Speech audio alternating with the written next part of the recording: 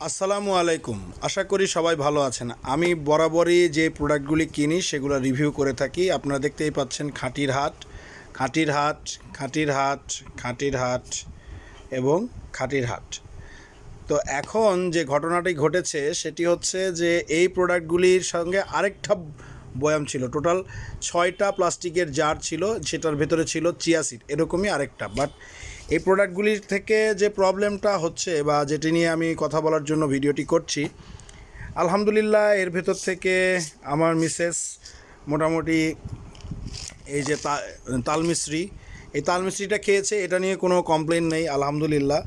তারপরে এটা আপনার তালপাটালি, যেটা খাঁটির হাট প্রায় বলে থাকেন, আলহামদুলিল্লাহ এটাও খুব মজাদার চকলেট গুড়।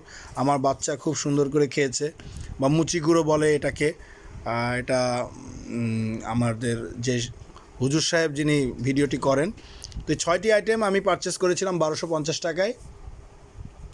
হোম ডেলিভারিটা আলাদা ছিল, আমার গ্রামে হোম ডেলিভারি হয়েছে, খুবই সুন্দর, সবই ঠিক আছে। তবে আমি এই সাবুদানা, তারপরে জবের ছাতু, এটা এখনও টেস্ট করি নাই, দেখতেই পাচ্ছেন ইনটেক আছে। দুঃখজনক হলেও সত্য, সবই ভালো, বাট একটা জিনিসে একটু আমার কনফিউশন লাগলো, সেটা হচ্ছে পিঙ্ক সল্ট। আপনারা দেখতে পাচ্ছেন, আমি যদি ভালো করে দেখাই পিঙ্ক সল্টের বিষয়টা দেখেন, ভিডিওতে কিন্তু এত কম পরিমাণ দেখি নাই। এই জায়গাটুকু খেয়াল করলে লক্ষ্য করবেন এই পরিমাণটা অনেক কম। আমি যদি আপনাদের ঘুরে ঘুরেও দেখাই, দেখুন পরিমাণটা কম। এটাতে আমার একটু খটকা লেগেছে বা খারাপ লেগেছে। বাট খাঁটির হাট থেকে যেটা নিলাম আলহামদুলিল্লাহ ভালো।